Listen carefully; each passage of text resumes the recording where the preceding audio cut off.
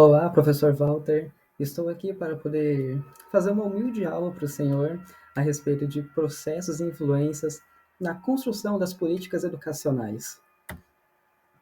O meu nome é Rafael Henrique, eu sou um aluno de Direito da UEG, do campus Metropolitano, em Aparecida de Goiânia, e eu tomei a liberdade de pegar os eixos centrais que o senhor disponibilizou para ser um norte para a apresentação e sistematizei em 4 tópicos, a começar pela evolução das políticas educacionais no país. Bem, quando entramos no assunto de educação e a sua evolução histórica, eu acho que é inevitável afirmar que o Brasil, historicamente, tem uma educação elitista e, consequentemente, muito excludente. Se fosse para definir a educação brasileira, levando em consideração desde a fundação do Brasil, é inevitável a gente falar que houve um retardo, um certo atraso, principalmente levando em consideração o restante dos países ocidentais, inclusive os nossos próprios vizinhos da América Latina. A partir do Brasil Império, em 1822 até 1889, o Brasil tinha uma educação fortemente influenciada pelas elites e para as elites. As massas eram excluídas.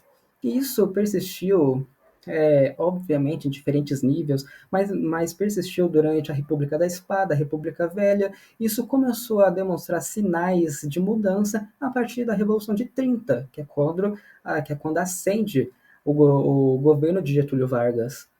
Vargas já apresentava uma visão mais avançada para o contexto brasileiro, não universal, mas ele apresentava uma visão avançada a respeito, por exemplo, de uma abordagem universal da educação, por exemplo, a educação básica. E também foi no governo de Vargas, na era Vargas, que foi criado o Ministério da Educação. Obviamente, não nas mesmas estruturas que conhecemos hoje em dia. Mas as mudanças significativas aconteceu a partir de 1988, com a Carta Magna. A a Assembleia Constituinte, dirigida por Ulisses Guimarães, teve um cuidado muito grande com a educação, para com a educação. Ela priorizava um direito universal e, principalmente, responsabiliza o Estado para essa concretude. No final da década de 90, que foi quando foi colocado a Constituição Federal, as políticas públicas foram pautadas pela democratização do ensino, a profissionalização da política educacional e um novo arranjo federativo para a educação. Mas isso a gente vai ver nos tópicos mais para frente. Seguindo, o próximo tópico vai ser sobre o neoliberalismo, o que ele defende, como ele vê e controla a educação, como é o liberalismo sob a óptica da educação. Bem, antes de tudo, o neoliberalismo ele surgiu basicamente com base após 1945, que é um período de pós-guerra, em um contexto em que estava sendo estabelecendo a nova ordem mundial como conhecemos hoje em dia, com o estabelecimento de diversos órgãos institucionais, como principalmente a ONU, e esse processo ele tem muita influência e se parece muito com o liberalismo, mas ele se molda, ele se reinventa, principalmente devido às crises que o liberalismo criou, por exemplo, na crise de 29, a crise da Bolsa de Valores de Nova York.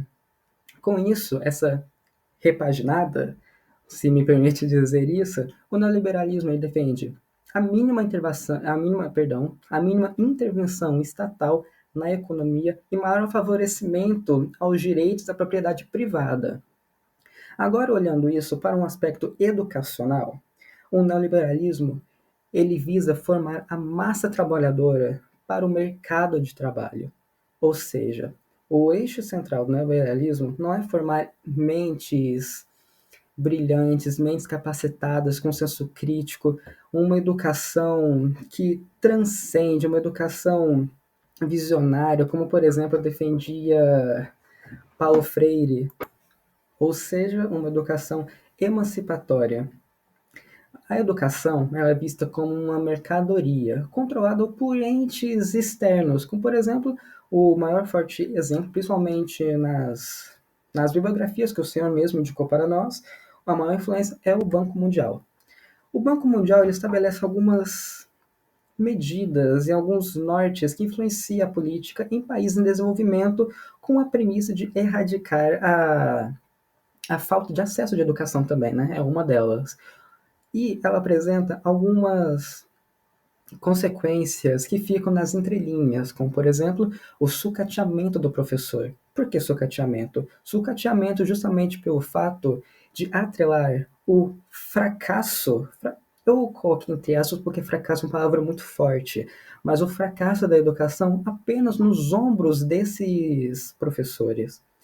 Sendo que há várias questões alheias a ele que influenciam diretamente no ensino, como, por exemplo, uma questão básica, que é a infraestrutura das escolas de ensino fundamental 1, colégios de ensino fundamental 2, ensino médio, e também a, as universidades públicas.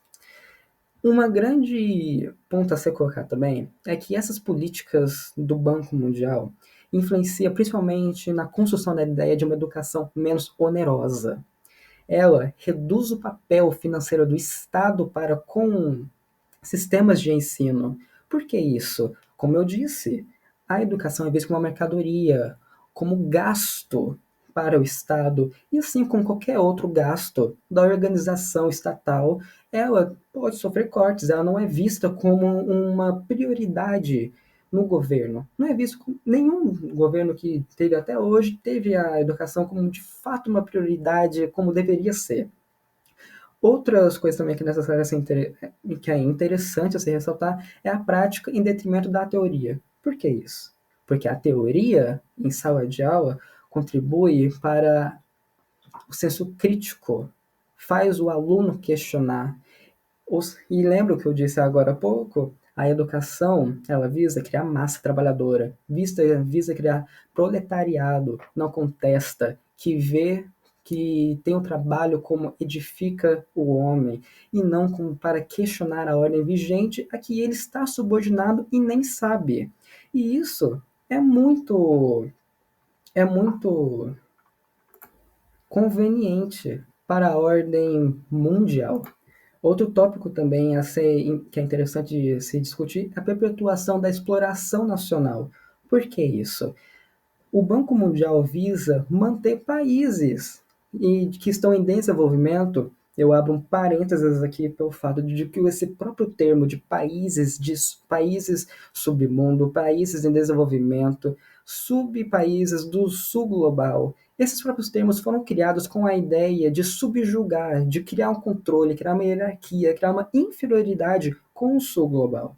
E a educação tem um papel muito forte para manter essa forte hierarquia, instituído principalmente pelos países do hemisfério norte. Prosseguindo, vamos abordar em outro tópico que é políticas educacionais, marcas de conflitos e influências. Já abordamos isso muito nos slides anteriores, mas é necessário dizer que as políticas educacionais definem o perfil dos sujeitos que estão sendo educados. Tudo que o Estado faz ou deixa de fazer é uma política educacional. E e isso está diretamente ligado com interesses da ordem vigente. A educação ela é feita com base no que a elite quer, nos interesses econômicos dessa elite mundial. Entramos também no contexto da federação. O que é isso? A federação é basicamente um regime em que os poderes de governo são repartidos entre instâncias governamentais por meio de campos de competências legalmente definidos. Ou seja, a, a, a Constituição Federal ela acrescenta um novo ente federativo. Ou seja, atualmente existe de entes federativos a União, existe também os estados e os municípios e o Distrito Federal. Os municípios foi uma inovação para isso. Por isso eu queria aqui justamente um mini esqueminha de que sistema federativo brasileiro mais descentralização das políticas nacionais resultaram na municipalização das políticas sociais. A Constituição Federal de 1988 determinou que os municípios são entes federativos, estabelecendo uma política de colaboração entre os níveis de governo. As características disso, do federalismo, eles são autônomos, devem apresentar uma ação conjunta e uma colaboração recíproca. Por que isso? Esse sistema ele é muito viável para países de tamanho continental como o Brasil, em que apresenta diversidades muito grandes geográficas, sociais e culturais. Quais são as vantagens? Obviamente, um maior potencial democrático. As desvantagens é a dependência financeira, baixa capacidade técnica, clientelismo, excesso de poder dos prefeitos, baixo interesse por, por política da população. Tudo isso, nota-se que está relacionado justamente à municipalização. As desvantagens estão relacionadas com desigualdades sociais e regionais. Justamente nasce daí a necessidade da União em atribuir um papel equitativo, distribuição de recursos de forma que prioriza uma equidade.